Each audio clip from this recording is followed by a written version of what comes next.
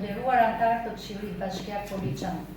Sot jemi mbledhur në një mbledhje jashtë radhe për të diskutuar dhe shprehur qëndrimin e Këshillit Bashkiak Poliçan mbi projekt propozimin e Komisionit të Posaçëm Parlamentar për reformën administrativo-territoriale, i cili parashikon shkrirjen e Bashkisë Poliçan dhe bashkimin e saj me Bashkinë Berat. Qeverisë vendore në Republikën e Shqipërisë, si dhe relacioni shpjegues mbi këtë propozim. Këshilli Bashkiak miratoi një kalendar për zhvillimin e gjatë rritjen e komision të posaçëm të përbërë prej zonjës Ermiona Tao, kryetar, zoti Namika Lizoti nënkryetar, zonja Sigoreta Salia Siankare, zonja Julieta Qama Anda. Komisioni mbi bazën e këtyre dëgjesave dhe materialeve të administruara gjatë procesit ka përgatitur një raport përmbledhës, i cili ndodhet sot përpara jush. Anëtarët e Këshillit Bashkiak dhe Komisioni Posaçëm kanë qenë të pranishëm në të trija takimet konsultative për ndryshimin e ndarjes administrativo-territoriale. Atëherë si fillim i jap fjalën zotit Adriatik Zotaj, kryetari.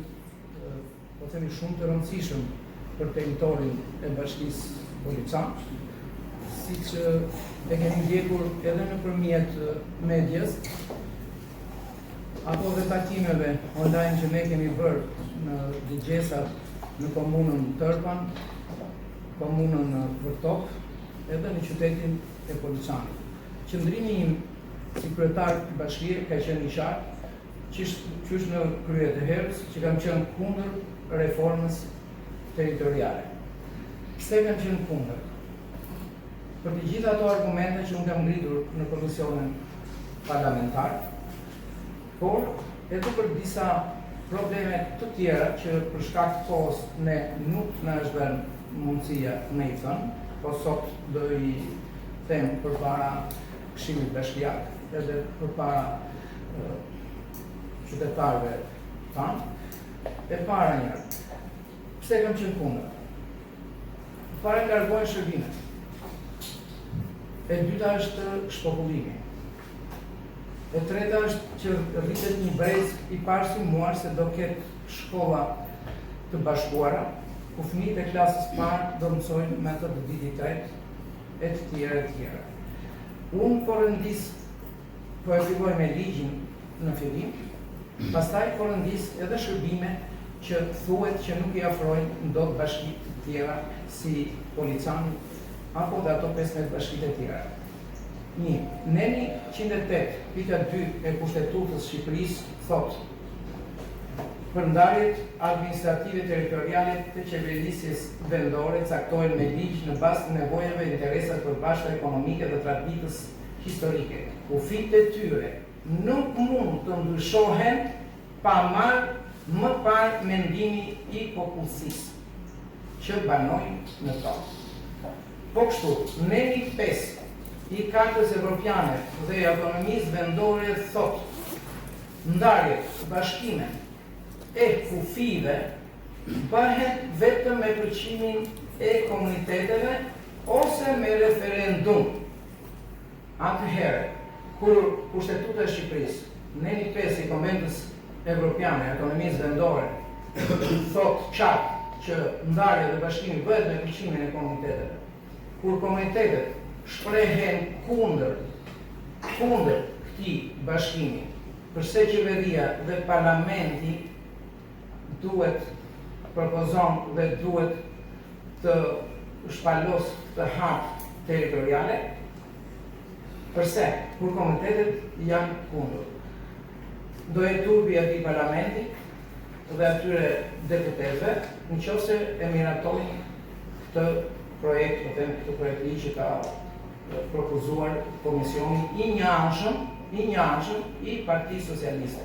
Se pala tjetër, bashkëkryetari Luciano Voçi dhe Partia Demokratike ka propozuar shtim të bashkive.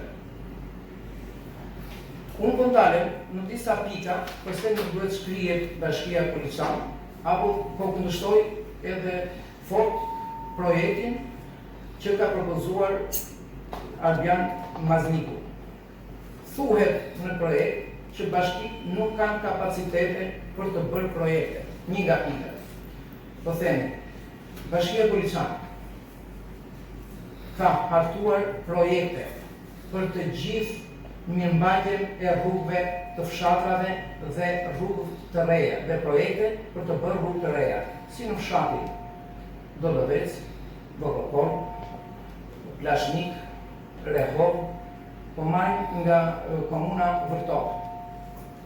Po fillojmë me fshatin Peshta, Lybeshën, Tomorin e Madh, Tomorin e Vogël dhe të gjithë fshatrat e tjera ne kemi projekte të gatshme. Këtu kemi dhe Kreprej që janë antar të Këshillit Bashkiak. Mund ta vërtetojmë që projektet janë gati dhe Këshilli Bashkiak apo edhe komisioni ja lënë në dispozicion kur të duan. Kemi projekte dhe kemi bërë projekte prej vitesh që presin të financohen për infrastrukturën arsimore, infrastrukturën në fushën e shëndetësisë, për rrugë edhe po themi ndërlidhje të ndryshme siç është edhe ura e Çepanit, që kemi 10 vjet që e kërkojmë, 10 vjet që e kërkojmë atë urë, që nxënësit e shkollave shkojnë aty me çizme edhe me kupus se duhet të ndërohen, me fjalë kur të shkojnë në shkollën e Mbrakës. Po kështu për kanalet Vadice kemi bërë investime, po kemi edhe projekte për kanalet Vadice, edhe për Fushpeshtanin, edhe për Hoxhën, dhe për Vërtopinj, dhe për fshatrat e tjerë. Kemi bërë projekte për turizmin malor dhe janë gati të financohen. Kemi bërë projekte për turizmin industrial, siç është kombinati. Kemi projekte të gatshme. I kemi projekte të gatshme, edhe presin të financohen nga ministria. Kemi projekte për rinin, për moshën e tretë, për fëmijët, për gjithçka. Kemi projekte pavarësisht se nuk është detyra jonë, është detyra e Ministrisë së Mbrojtjes. Ne kemi vënë në punë projekte, siç është projekti zonës B që kemi lënë asaj kompanisë turke dhe tani fillon punën, po kështu edhe për industrinë ushtarake që kemi kombinatin. Më thoj bashkëkryetari i komisionit, Agro Mazniku, për cilën fushë nuk ka bërë projekte Bashkia Policane. I kemi gjithë kapacitetet njerëzore për të hartuar dhe projekte tjera.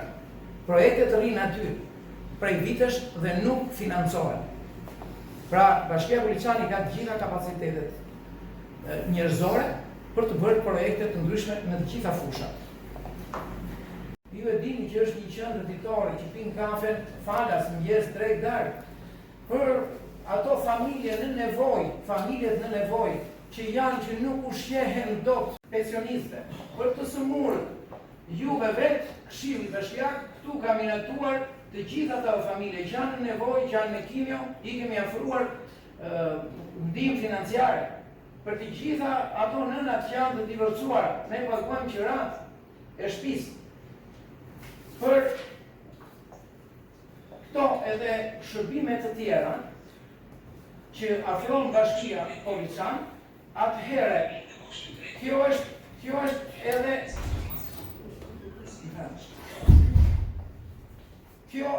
edhe dora e shtetit.